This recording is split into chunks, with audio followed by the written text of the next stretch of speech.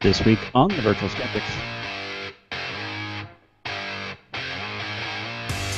Bob presents dubious credentials. He forges dubious credentials. And Tim is showing his credentials to someone else. That bastard. I'm your host, Brian Gregory. And my credentials are right here. It just went a bit weird with the credentials after a while. It was a nice theme going on there, but okay then. Welcome to the Virtual Skeptics yet again. We're doing this. Bam. Whether you like it or not. Whether you like it or not. So, I got a short. That's our new slogan. Yes, we're gonna do this whether you like it or not. Okay, so we got a short crew tonight. Let me just do the shit, and you can. Wait, you're calling it short just because Tim's not here? No, well. The average height has gone down by rather a lot. Quite a bit, yeah. True. Okay, first off, there's Bob, that guy, Blaskowitz. That's in quotes. CSI's conspiracy guy, web columnist, blogger for Skeptical Humanities, and the Skepticality contributor, and Eve Siebert, editor and blogger at Skeptical Humanities, and contributor to Skepticality and Insight without an S at skeptic.com. And then me. Hi. Unfortunately, Tim is out this week, and Barbara is busy doing stuff, not here this week. So we're going to have to talk a lot, and you guys are going to have to participate. All 5 of you. I know, I see you. All 5 of you. Also, as an added bonus, because Tim is out and busy this week, we don't have our trivia question. I know you're guys. So just provide random answers. Yes, that's true. How about this? Come up with a trivia question in your head and answer it on Twitter. We don't want the question, just the answer. And we'll read that on the air. How about that? We'll choose our favorite answer. I've got 2 really weird videos going on behind me. If you can figure out what those are, I'm hoping there's at least one person out there that can figure out at least one of those. If not, just guess, and I'll give you credit for that. It's going to be one of those shows, isn't it? It is. It's going to be one of those shows. First up this week, Eve is going to probably not cuss as much as last week. Probably. Have we told the nice folks how they can answer or ask questions or contribute to the guessing? Can they do that? Really? Okay, fine. Okay, you can tweet with hashtag Virtual Skeptics. You can comment on the YouTube feed, or you can use this thing, which I guess I should turn the damn thing on. There's a Q&A app on Google Plus that you can actually ask a question, and if it's a question, you may answer it on the show and tag it so someone else can figure out what that question was and what the answer was some other day, not today. So there you go. Everybody up to speed now? I think we dropped somebody because of my stupid exclamation. Oh, no. Well. No. Now back to Eve. You guys come back now. Come back. Come back. Well, we've been following the saga of the Gospel of Mrs. Jesus from the earliest days of Virtual Skeptics, like episode 8 or something. But it looks as if, thank God, the saga is finally at an end.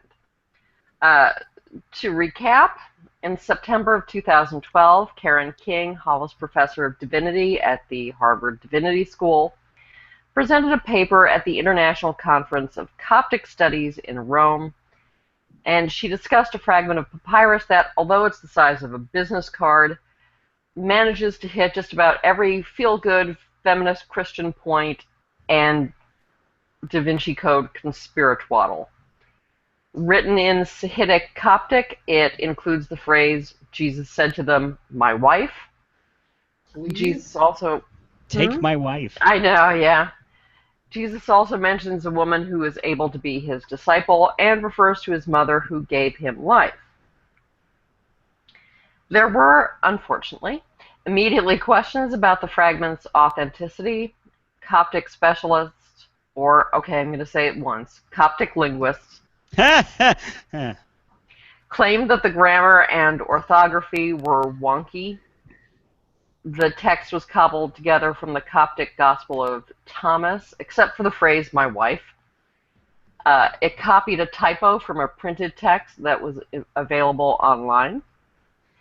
And there were similar problems with other texts in the collection, including a fragment of the canonical Gospel of St. John written in Lycopolitan Coptic.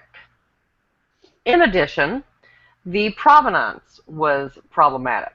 And at first, there didn't seem to be any provenance, really. The fragment belonged to someone who wanted to remain anonymous.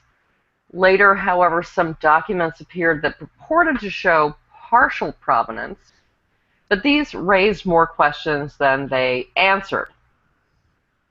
I have to say something. Mm-hmm. Problematic, was it provenance? Yes. Is my Milli Vanilli cover band. Go ahead. Awesome. The Harvard Theological Review delayed the publication of King's paper until results of scientific tests were available. Ultimately, they devoted a whole issue to the subject, including King's revised paper, results from the scientific tests, and a skeptical rebuttal by Brown University Egyptologist Leo Depute. When the issue came out, headlines proclaimed that science had shown that the fragment was genuine. In fact, science hadn't done any such thing. Science, in fact, was sort of passive in the whole thing. It was individual scientists, really. A guy named Fred Science who lives downstairs. Yeah. The scientific tests had not eliminated the possibility of authenticity. They hadn't proven forgery, but the test can't prove authenticity. The carbon dating initially was problematic. One lab, the University of Arizona, had at first come up with anomalous results, a date between 405 and 209 BCE, which, for those of you paying attention, is centuries before the birth of Jesus or his putative wife. Harvard came up with a much later date. More testing was done, resulting in a mean date of 741 CE, which meant the fragment was old, not as old as they thought it was going to be. It would actually be medieval rather than ancient, really. But, things continue to get written down over time. The ink was found to be consistent with ancient Coptic practice. MIT used infrared spectroscopy to examine the ink for variations and inconsistencies, and they didn't find any. The ink seemed to continue into the edges because, again, this is tiny, so it looked like it had been cut out of a larger written text. On places where the papyrus was damaged, the ink was either missing or faded, which would be consistent with authenticity. Chemist Timothy Swager said, not in the article published in Harvard Theological Review, but in an interview, said the main thing was to see, did somebody doctor this up? And there is absolutely no evidence for that. It would have been extremely difficult, if not impossible. But Swager was talking outside his field, which isn't textual analysis. And the problems with the text remained. Many linguists and textual scholars considered it not only a forgery, but a laughably bad forgery. Depute came up with some particularly colorful terms, such as Keystone Coptic, which is brilliant. He urged King to retract her paper, which she didn't do. She never claimed absolutely that the thing was genuine. But thank you, Jesse. But believed that the evidence was in favor of authenticity, as did others. Last year, the journal New Testament Studies devoted an entire issue to the fragment's detractors. There have been some rumblings about more tests on the ink that were supposed to add weight to the argument for authenticity. In the meantime, however, King released copies of some documents that supposedly filled in some information on the fragment's provenance. Yay! None of them were original documents. In some cases, they're copies of copies. So there was a photocopy of a contract showing that the current owner, with the name redacted, had purchased the fragment and 5 other Coptic fragments from a man named Hans Ulrich Laukamp. Oh, Eve, that pronunciation was horrible. I know. In 1999. And that Laukamp had acquired... So's your face. Acquired the fragment in 1963 in Potsdam, East Germany. In addition, the owner provided King with a copy of a letter addressed to Laukamp from Peter Monroe, a professor at Freie, or Free University in Berlin. Monroe mentions that a colleague, Professor Fecht, probably Gerhard Fecht, an Egyptologist at Freie University, had identified one of Laukamp's papyrus fragments as containing text from the Gospel of John. Now, Laukamp, Monroe, and Fecht are all safely dead. Laukamp was a German businessman who had lived in Florida for a time. No one who had ever knew him had ever heard of anything about any papyri, and they all thought it very unlikely for him to collect such a thing or be interested in such a thing. More recently, it's come out that he had the equivalent of an 8th grade education, and he's been described as simple and easily manipulated. Furthermore, in 1963, he lived in West Berlin. It seemed odd that he would have gone to East Germany to purchase these documents. And again, according to more recent information, he'd actually grown up in Potsdam, but then escaped to West Berlin by swimming across a lake in 1961 when he was around 18. So would he have gone back 2 years later to buy papyri? Well, like as 20-year-olds do. Yeah, and risk another illegal crossing back into West Berlin. That's how you impress girls, by buying papyri. Yeah, and possibly swimming across a lake with them. At 20. Yeah. Yes. Yeah, all the chicks, they're into the Coptic papyri. Is that papyri, or are you happy to see? They're into the Coptic linguists, that's for sure. Yeah. Oh, dear. We should have kept that warning from last week. That's true. The more recent information comes from an article in The Atlantic by Ariel Sabar that really hammers the last nail in the coffin of the Gospel of Jesus' wife. Sabar, whose name I may be mispronouncing, if so, sorry, he's been following the story from the beginning. He was the only reporter in the room when King presented her paper at the Coptic Studies Conference. In 2012, King sent him emails she'd exchanged with the owner, with all the identifying information removed, and he was curious about inconsistencies that he saw in them. For instance, the owner generally claimed to be completely ignorant of Coptic or anything about what he had, using a sort of wide-eyed, "Gosh, do you really think this could be something interesting?" sort of pose.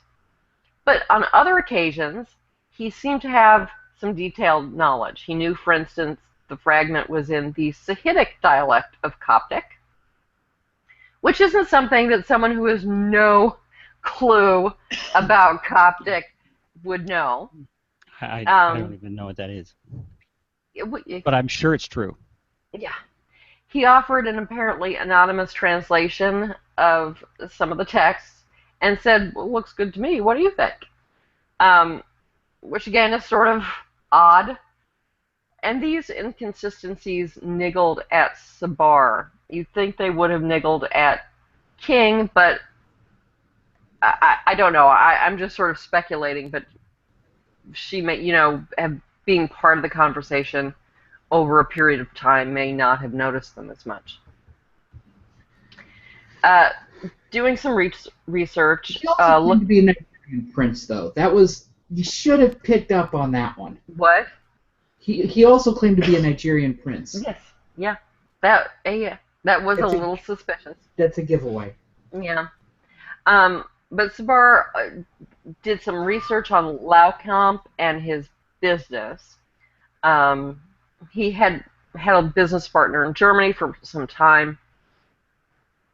And they ended up being fairly successful when they were building some parts for BMW. But he discovered another German businessman living in Florida who had, for a time, been a partner of Laukamp's, and had ultimately replaced Laukamp and this other partner. And this guy's name was Walter Fritz, or I'm going to start calling him Walter, instead of Walter. And he was still alive and still living in Florida. He was substantially younger than Laukamp and his other partner. Fritz had also founded a company called Nefer Art. Nefer is the ancient Egyptian word for beauty, as in Nefertiti. Coptic is an Egyptian language, and most papyri come from Egypt.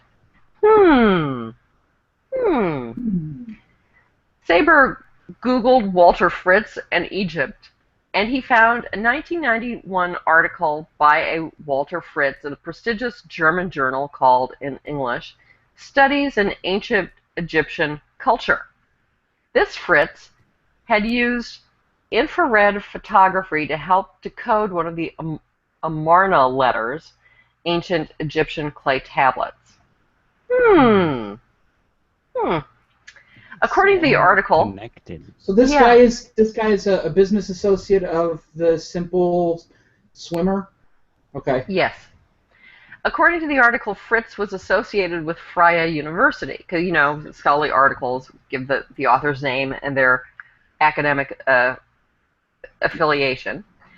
So he was associated with Freie University, where Peter Monroe, who had supposedly examined the papyri, had worked. Could this be the same Walter Fritz?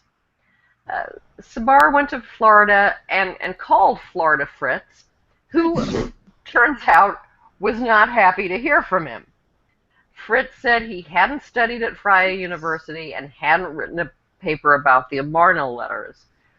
Sabar asked him if he was the owner of the papyri, and Fritz said, "No, who said that?" Which Sabar said, "No, I was just, wondering." I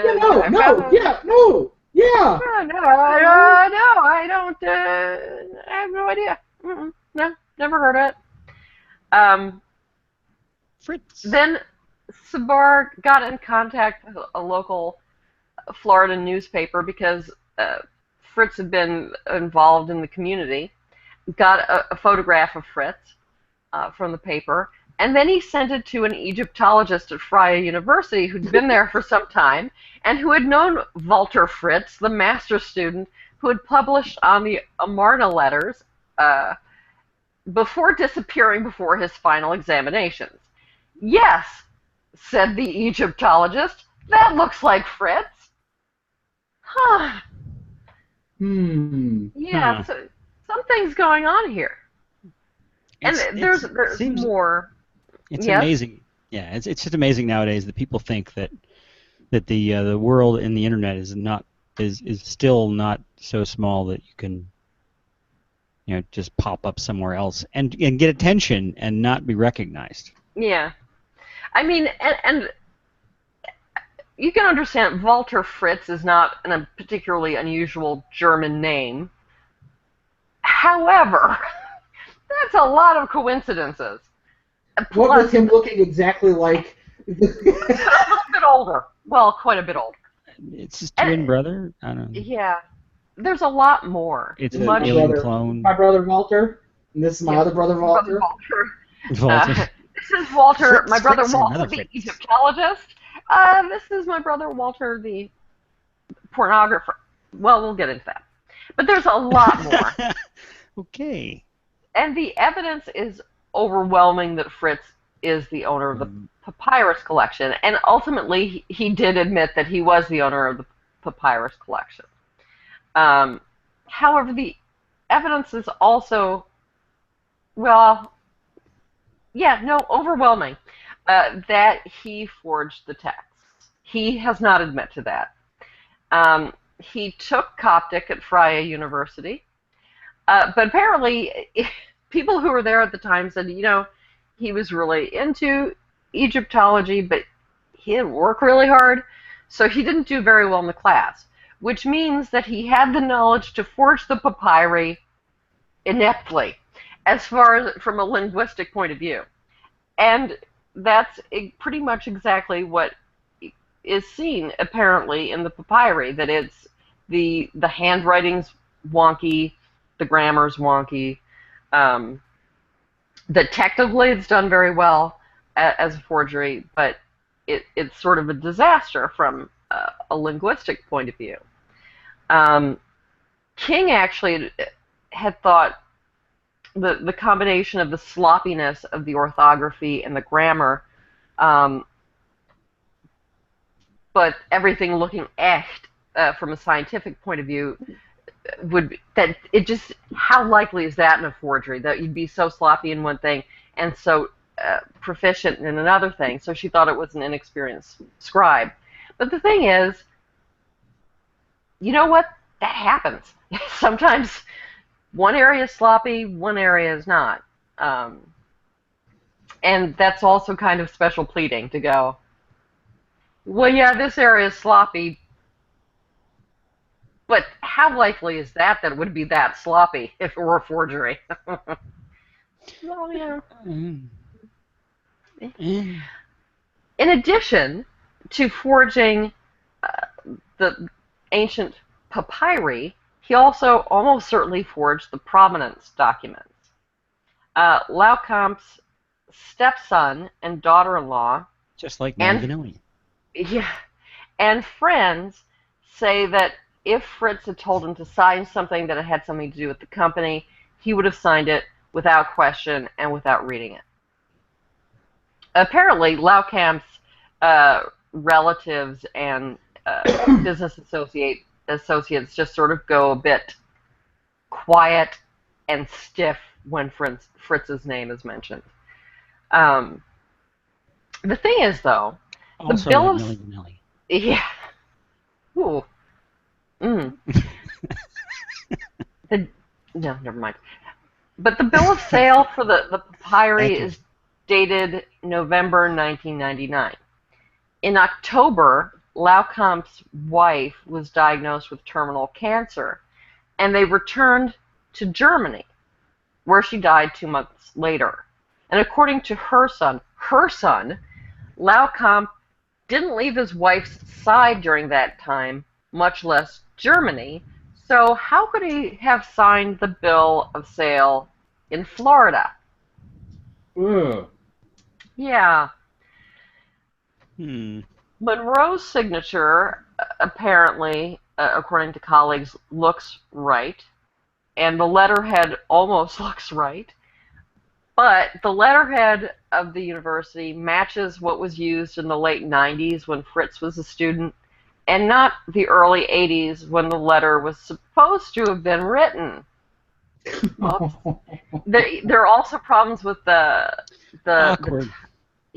the font, Wow. the typeface used, and even the spelling. There's one word, because it's in German, of course, where the writer has used a double S instead of an S set, where you would expect it to be an S set. Spicy S. Spicy S.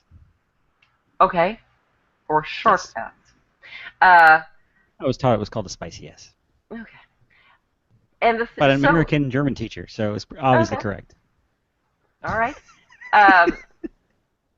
But the thing is, but this would suggest that it was typed on a typewriter that wasn't set up for German, or that it was written later because there was a reformation of spelling in the 90s, which converted some S sets to double S's.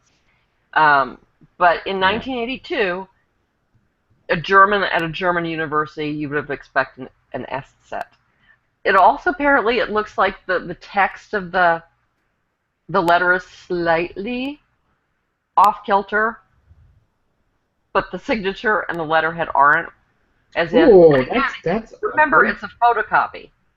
Oh, God. What? Oh. Amateur. Everything about this is just...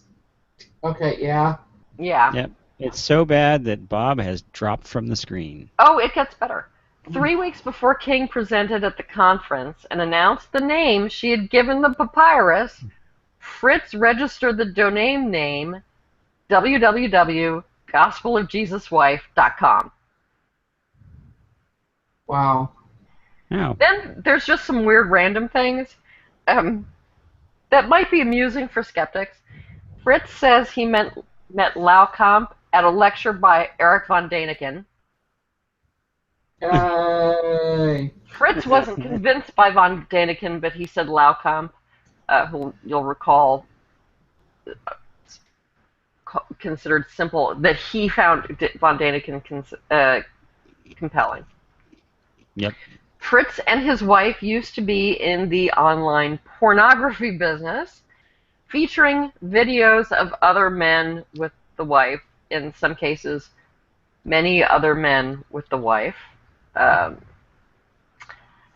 around the time they quit the porn business, though, the wife, who apparently, her name isn't given, nor her porn name, but apparently she's has some celebrity in the porn business. But around the time they quit the porn business, the wife self-published a book of universal truths that she claims are the product of automatic writing.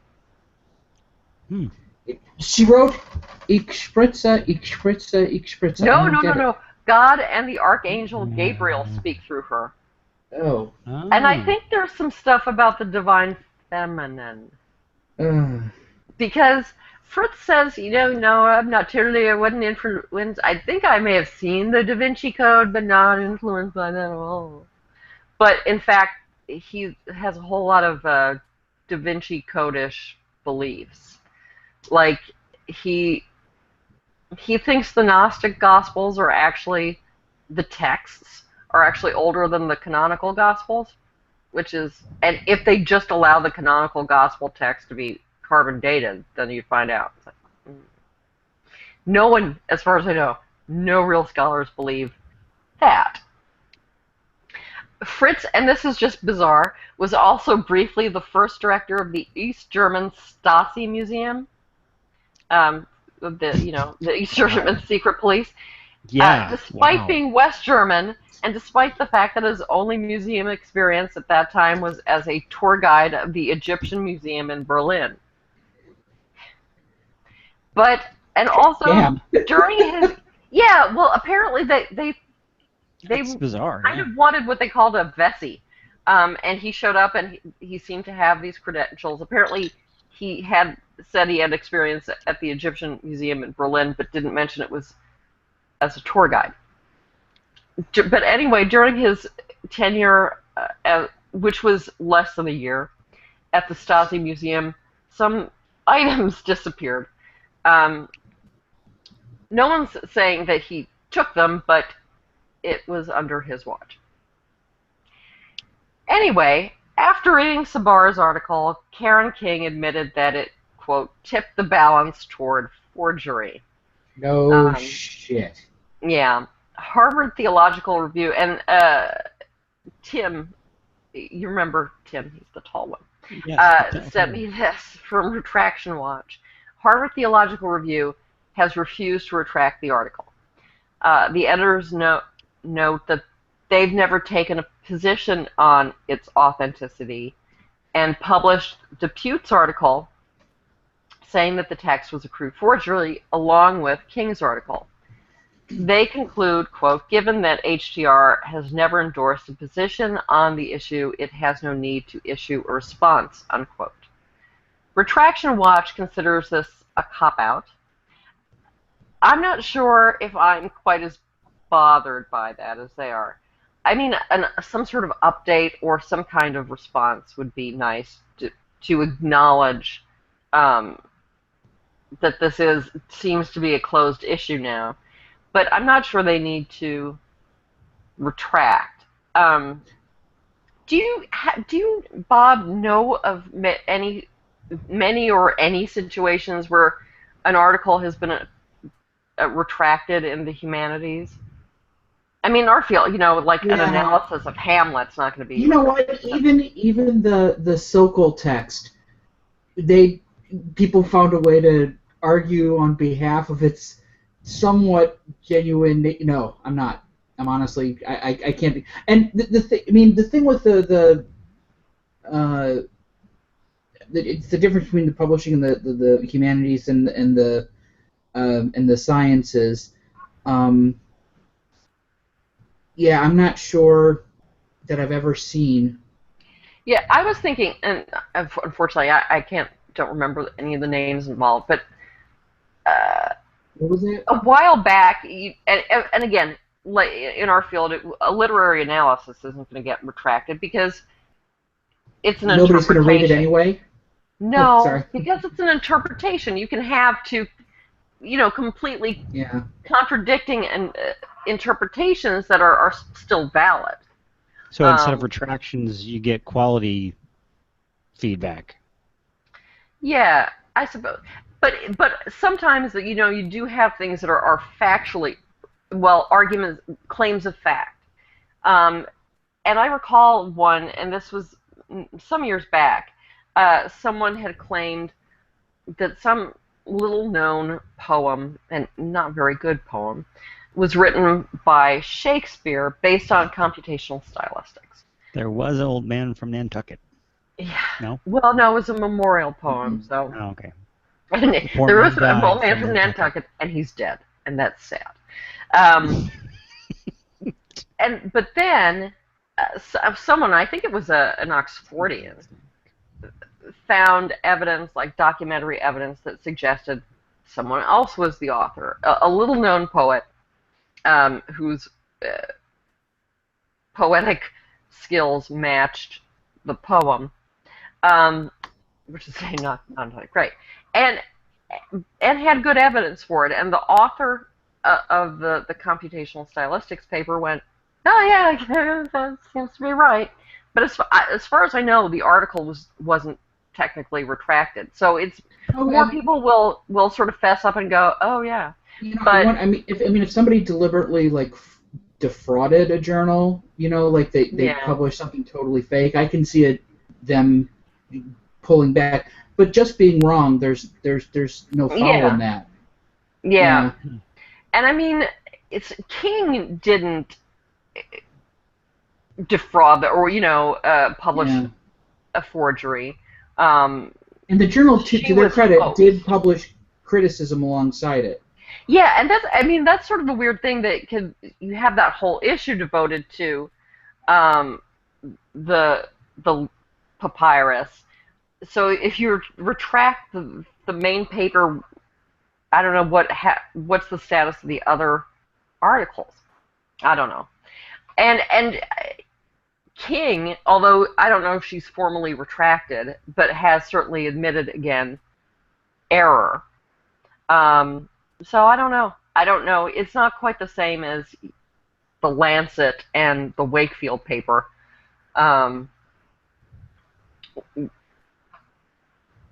It's not fraudulent in the same way.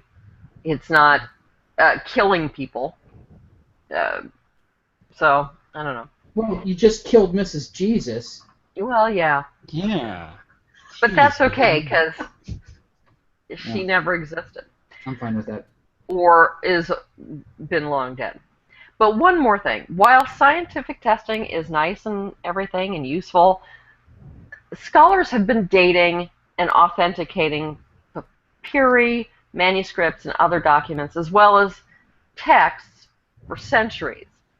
The methods aren't foolproof, but they are valid and they do yield good results. modern scientific testing does add to our understanding, but it hasn't replaced the other methods. Yeah, And well, in this case, the earliest case that of a forgery being detected um, in a kind of a modern manner was the 14th century with the donation of Constantine. yeah, we'll get to your story soon. I'm not doing the donation Oh, of okay. Constantine anymore because All right. I just don't have time. But Okay. it's interesting that he would notice things like anachronisms, in much the same way that you have a misspelling from the internet in this document. I mean, it's the same stuff. It's the same attention to detail.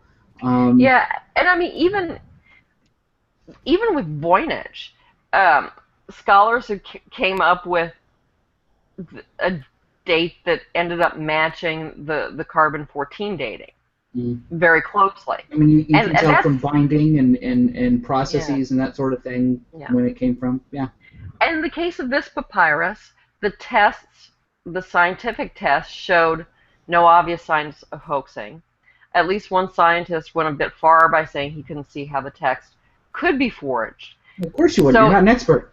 yeah, so it was conventional, non-scientific research methods by scholars and a journalist that revealed the hoax. So, yay, humanities. Yay. Humanity, yay.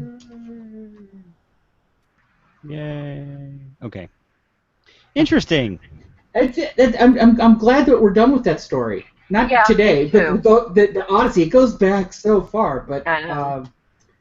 yeah. I feel kind of bad for Jesus that he never got married. Well, doesn't necessarily mean he wasn't married. We don't know if he existed. Well, he's really hard. He's a hard man to live with. So Yeah. yeah. Okay then. Did you have any slides? Because there were slides I in did here. not. I guess those are Bob's slides. Those are Bob's. Yeah. Yeah. So- Bob was talking some other stuff that. Mine's completely different. Yeah. Really? Right. Oh. Yeah. So I don't know about you, but I know my first choice for all of the latest international maritime legal news is the virtual skeptics. And as things heat up in the South China Sea, and yeah, settle in, this is gonna suck. All right, so and it's you know that when things I'm gonna are heating watch up, the viewer count dip It's down. it's our promotion that it really makes it. Yeah. Our As things heat confidence up in the in South China Sea, Guys, the International before- Tribunal. I mean, shut up! The Now wait. International Wait. Before Bob gets into this, I'm just gonna tell everybody who's on Twitter, keep your fake trivia question answers coming because I'm gonna get bored and I need something to do. So go now, Bob. Meanwhile, fuck you. All right, so as things heat up in the South China Sea and at the International Tribunal of the Permanent Court of Arbitration at The Hague, we're going to cover that shit. So this is the deal. China and the Philippines and Taiwan and basically everyone else in the region are involved in a long-running legal dispute over the Chinese territorial claims to the South China Sea. You can see the issue here on the map. If you could bring up the first slide. So the dotted blue line is what's commonly accepted right now of where borders are and where exclusive use of resources currently is. China wants to expand south really rather dramatically by claiming these islands, these disputed islands, the Paracels, the Scarborough Shoal, and the Spratlys. And Spratlys. yeah, That kid from Speed Racer. I have literally no idea. That's. Never mind. No, what is it? Please. I don't remember. Okay. Spritle? It's Spritle, not Spratlys. So anyway, Close. you can see that they want to they basically want to spoon the Philippines there. You could call it that. Yeah. Part of China's current strategy to establish this control has been to start claiming rights over these little islands down here, and sometimes they're not even really islands; they're more like rocks or reefs or and everybody has protested this. and they see it as an expansion into a domain that China has historically never really had any claims before. The China argument is one about sovereign territory. According to the publication The Diplomat, quote, China contends that the arbitration case is not about interpreting the UN Convention on the Law of the Sea with respect to maritime claims, but about the territorial sovereignty of those claims, which the Law of the Sea has no right to determine. So if you have the 200-mile exclusion zone or exclusivity zone, claiming that the Spratlys would automatically extend much of the China Sea in China's favor, right? So at every point, however, this legal theory has been smacked down, but that didn't stop China from trying to solidify its gains by providing conclusive evidence that Chinese fishermen have been exploiting the resources of the South China Sea for hundreds of years. And according to Chinese state media, if you could bring up the next image, 80-year-old Su Shengfen of Tenmen Town has a quote has a I just let that just wash over me real quick. What? All right, good. So says that he has a navigation book. This is a quote: a navigation book of the South China Sea to prove that China has owned this territory or has used the territory. As a youth, he would use a compass and this so-called Yenglubu or road book to navigate the South China Sea, and it has accurate maps and stuff of the region and everything. And according to the narrator, the English language version of Chinese state media, CCTV, quote, Chinese experts believe they are clear evidence that Chinese fishermen were the first explorers. The book, which is reported to have been passed down for 600 years in Mr. Su's family, was described elsewhere in Chinese media as a, quote, cherished possession, lovingly kept, quote, wrapped in layers of paper. Now, the English language video that I saw, images overlaid by the narration suggested that the reporter was looking at the book. The Chinese reporter was looking at the book. And it looked like this, if you bring up the next image. Right? Yeah, that doesn't look 600 years old to me. It looks like it was bound maybe a couple of weeks ago. Looks like it's on a pad of paper. Yeah, it really does. So the next slide too. The next slide. Right? And there it says, and Jesus said, "My wife."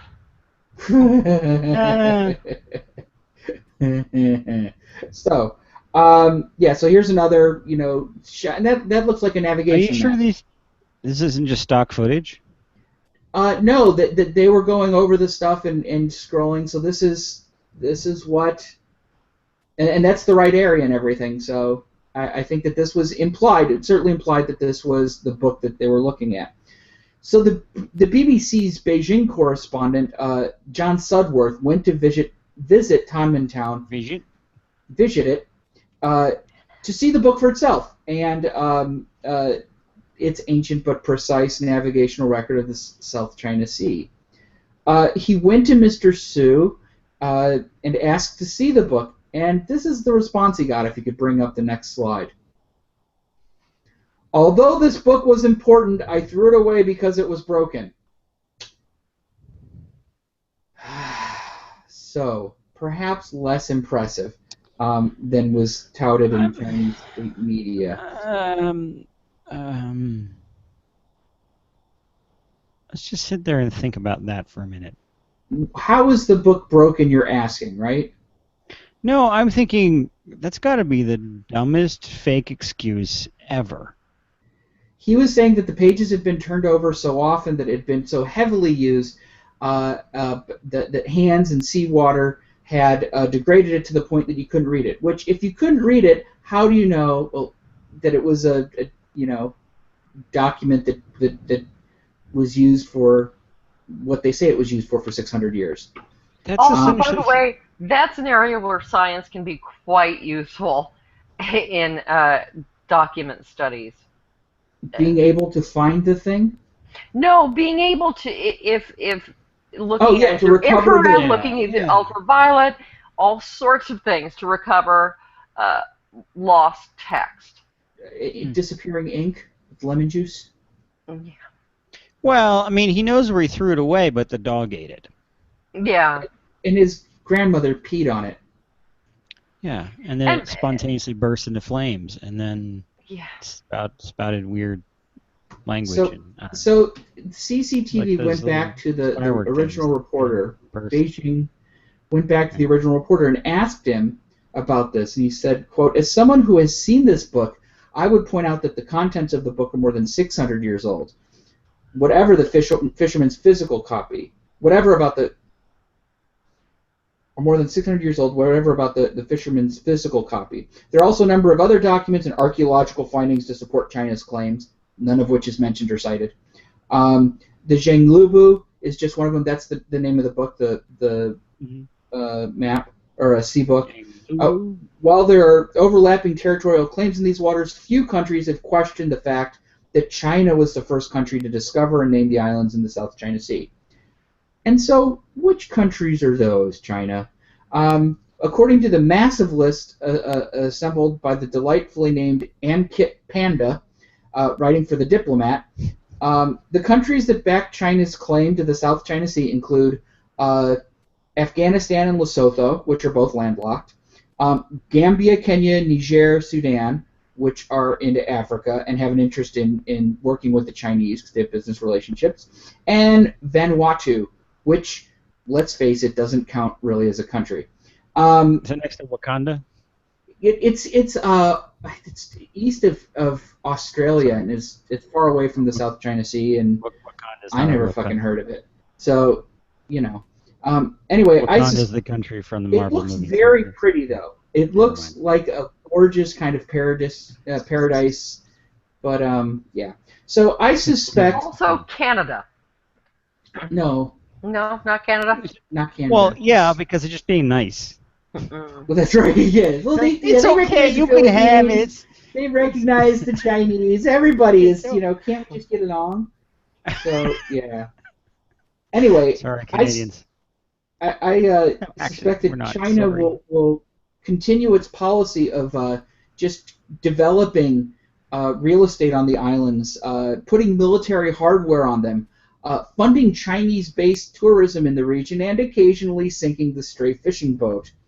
Oh, and like another fraudulent developer whose dubious business is a fishy sinking ship, China will claim, if you bring up the next image, that the court hearing the case, which will be decided soon, is biased because of the judge's ethnicity. That was a Trump joke.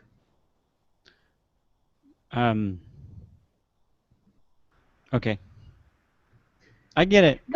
The judge does not look impressed by your joke, Bob. No. But he's got a nice bib on. So, yeah. It's a judicial bib. It's a judicial bib. Judicial bib. Show respect. Judicial bib. That's a band name.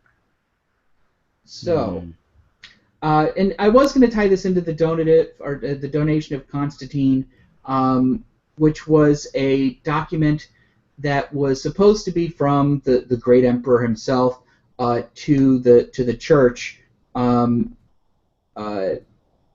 to Pope Sylvester. Suffering fucking dash.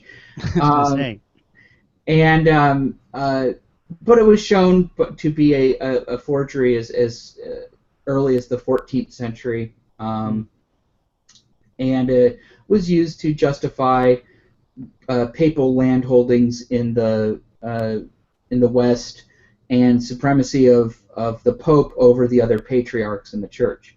But it was also a big fakey. Because it was kind of a land grab. This is a kind of a fake land grab, but even faker. Yeah. So essentially they're saying that these islands are ours because this old book says so, but you can't look at the old book because it's been destroyed. But the information there's also other stuff. There's other stuff that says that you can't look at. Right. That either. Mm-hmm. Yep. So.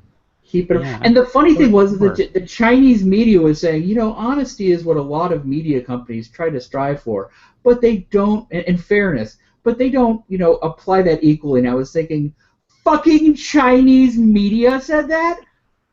Fuck you! I believe I stood up and said fuck you to my screen because fuck you, China. I think we should have that disclaimer on our episodes from now on. And the judge is not impressed. See? Not impressed. No, not impressed at all. And I don't think that he's going to be impressed by China making racist statements about him. Well played, China. So yeah, that's what I got. Hey, that wasn't that boring. Thanks. Congratulations! Yay! Hey, adequacy. Yay! A couple of interesting things going on the Twitters. But it's all trivia question related, so I'm going to give everybody credit when I do that in a little bit. I don't really have a robot update this week, but I do have a couple of things that were in the news that you guys should probably go read about because it's really cool.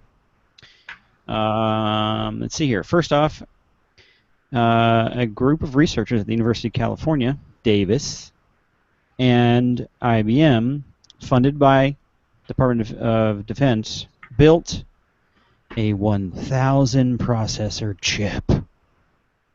Oh boy. So like your average PC chip, like if you've got one of these I chips that the Intel chips in your PC, that is usually a 4-core chip. So it's got 4 processors on it really, and so that you can actually it's can essentially do 4 things at the exact same time and not like sequential like most chips do. This apparently can do 1,000 things at once. The actual numbers is here. It is capable of performing 178. No, hold it. There's a decimal point there. 1.78 trillion instructions per second, and it contains 621 million transistors.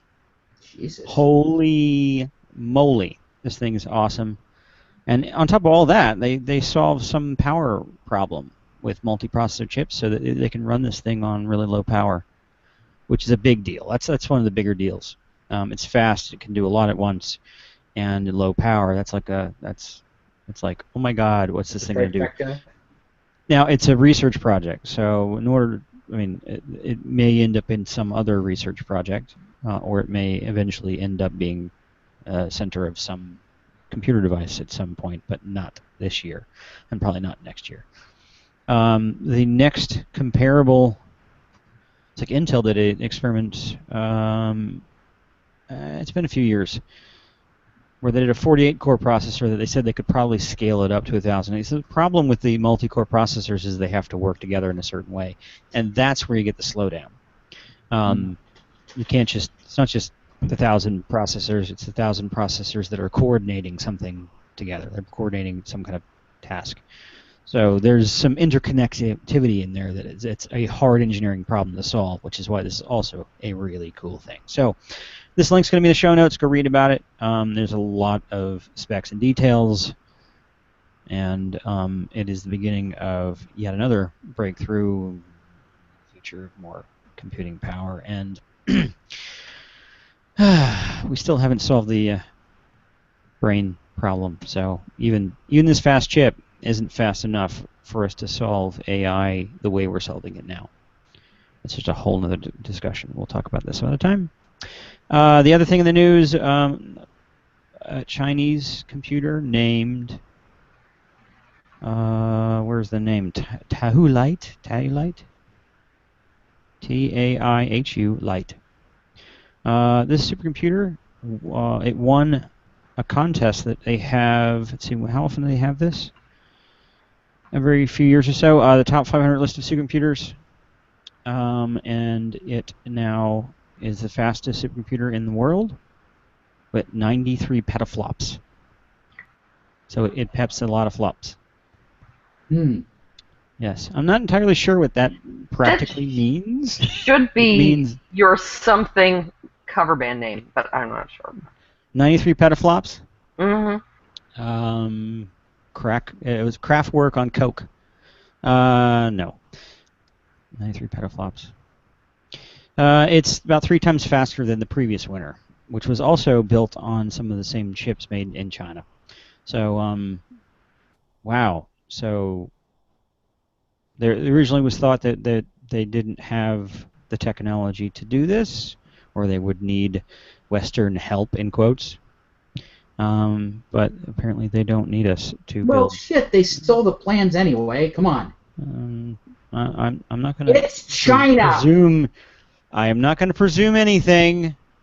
Jeez, yeah. China's going to declare war on virtual skeptics. Really?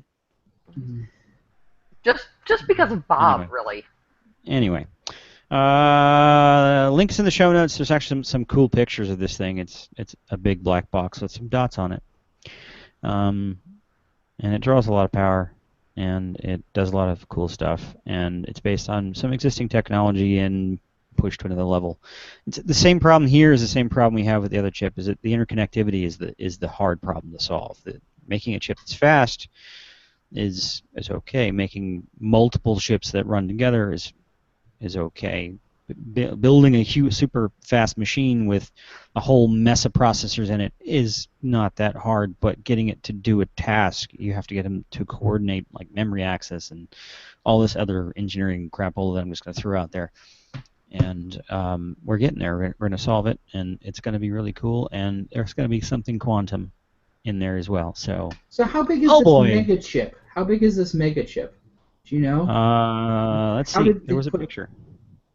I didn't put it in the slides because I wasn't sure this is the picture, but the dimensions of the entire array is 7.94 millimeters by 7.82 millimeters.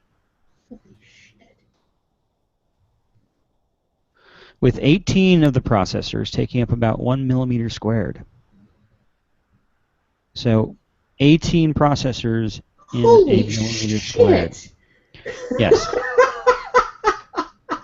That's impressive. I mean, if you think about if you think about the fact that it reduces power consumption, well, one of the ways you reduce power consumption is you reduce the size. Yeah. And then the interconnectivity, you've got to interconnect all these processors so they work together, and that requires solder traces and things like that. So to make all that as small as possible to keep the power requirement down, yeah, you're going to pack that thing as tight as possible. But that's cool.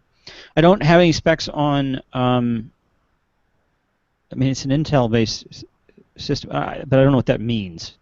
The actual chip, the actual way that each of the chips work, isn't clear from the article. Like, there are RISC and sys chips. Well, there are chips that have essentially a small instruction set and just do a few small things. Intel chips, the old Intel chips tend to be that way. RISC chips have another layer in them that allow them to do more in one execution. So they're large commands, but there's a huge set of them. It's not clear. I suspect that these are the chips are the processes are real simple, meaning they have a very small, efficient set of instructions, which also allows them to be faster because they do less in each cycle. But it's the terms less and more in this context aren't really a good representation of what it's doing, because it's essentially all computer chips. Essentially all computer chips are just moving memory bits around. That's all they're doing.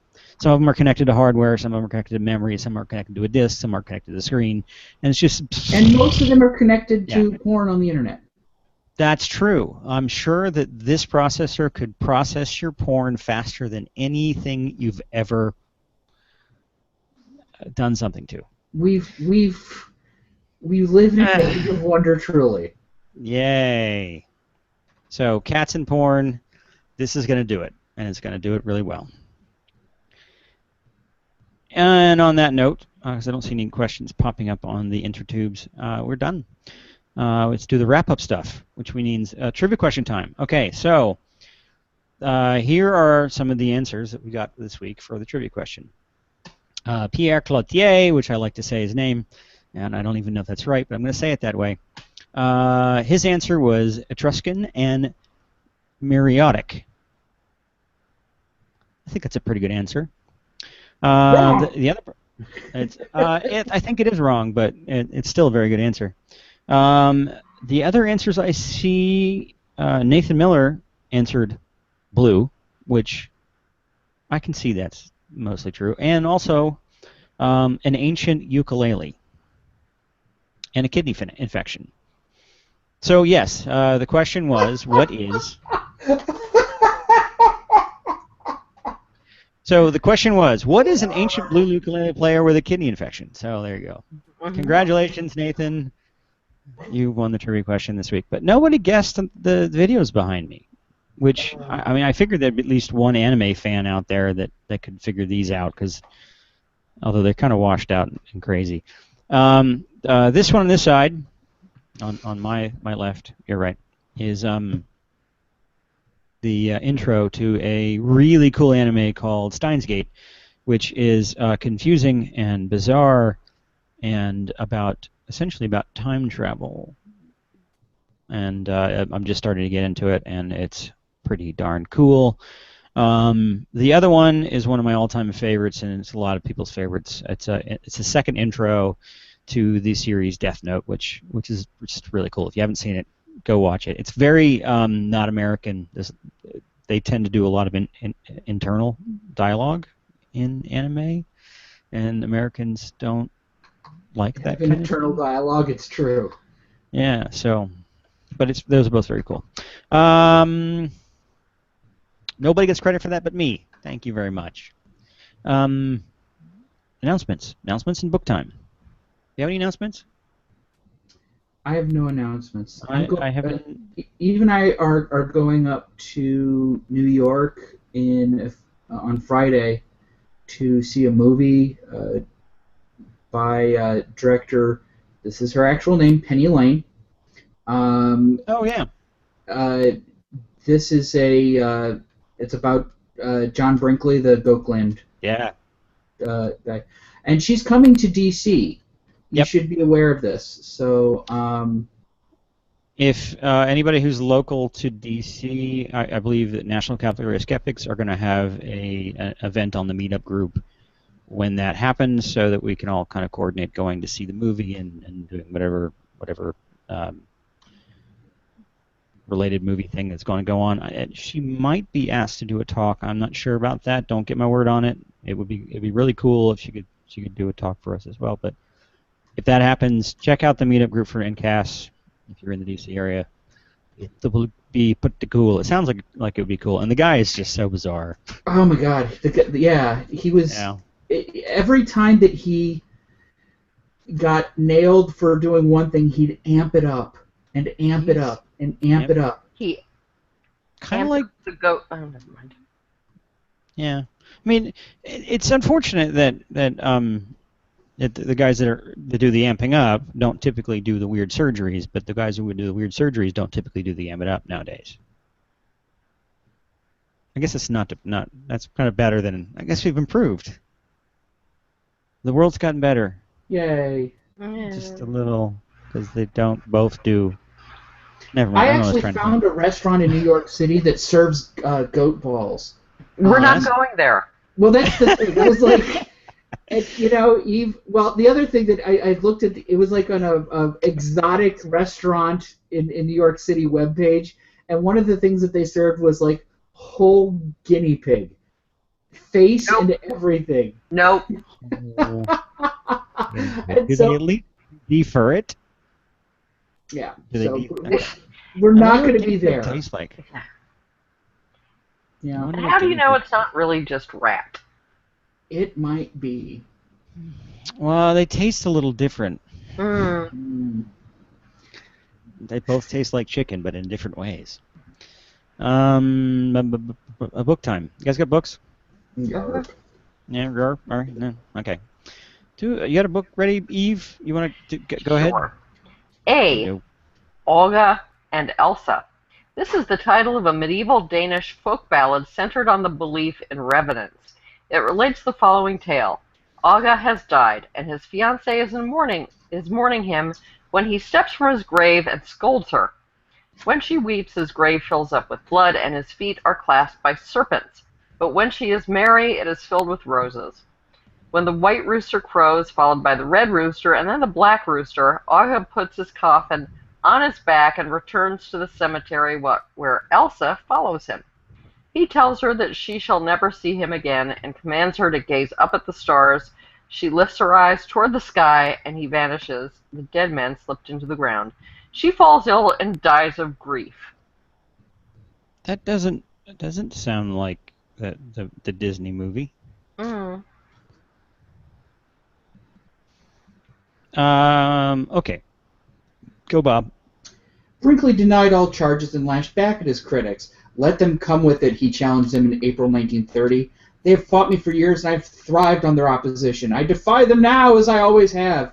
In his nightly radio broadcast, he ridiculed the AMA, which he called an acronym for the Amalgamated Meat Cutters Association. These MPs are a stinking, thieving, lying bunch. He railed in one 1930 broadcast, I'll grind their heads off under my heel like I would a snake. Wouldn't that be the AMCA? Meat cutters. It's a compound word. It works. Yeah. Jim McCarthy has a child just diagnosed with indigo encephalitis. Jim is arguing that his friend Laura Cronk about its cause. I know it's related with the internet Wi-Fi's I put in my house. He was a perfectly normal child when I just had the cable for the internet on my computer, but when he was 4 years old, I got a new one that had Wi-Fi's, and all of a sudden he stopped being able to communicate with me the way he used to. Laura replies, that's not proof of anything. Correlation does not prove causation. To which Jim says, well, the actor/model Jenny Carney says the radiation from the Wi-Fi's is dangerous and can cause cancer and other brain-related illness. And what's more, the government and big tech all know about it and are covering it up. Eve, what's your book? The Encyclopedia of Norse and Germanic Folklore Mythology and Magic by Claude Lecatou. Lecatou. I don't like saying that. Sorry. Lecatou. Lecatou. What's your book, Bob? Quacks and Crusaders, The Fabulous Careers of John Brinkley, Norman Baker, and Harry Hoxie by Eric S. Junka. Junka. See, that's more fun to say than Lecatou. But it's no Pierre Cloutier. That's true. Pierre Cloutier. And he was using goat junka. Goat junka. Mine was it's a little ebook I found online, relatively inexpensive on Amazon, called Humbug with an exclamation point, subtitled The Skeptics Field Guide to Spotting Fallacies and Deceptive Arguments by Theo and Jeff Clark. It's a neat little book. It's easy to read. It covers, that was a section on logical fallacies and of course the appeal to celebrity, I think was that one. And for a beginner, it's actually a pretty good book because it's a quick read. It's not too long, too heavy, but it spells things out. It has some really funny, relatively funny examples in there. So there you go. It's not a bad book. Cool. And I'm still working on Seven Eves, so I had to find something light because I'm still. It's a Stevenson book. It's like huge. So I'm sorry. I'll get through it, and then I'll get another book, and then I'll have something new to talk about. Okay. Are we done? Is that everything? Yep. Did we do it all? So, yeah. All the stuff. I guess Tim should be back next week, and I'll be back next week. You guys will both be in next week. Is Barbara going to be back next week? Yeah. No. Yeah. That's right. Barbara's traveling, so she's going to be out. In 2 weeks, I'm out because I'm moving. So in 3 weeks, I will have a new set, hopefully. And unless the grips are still working on it. Still building it. Yeah. And, Working on the green screen right now. Yes, the green screen. Thanks for watching, and this is that, and that's this, and there we go.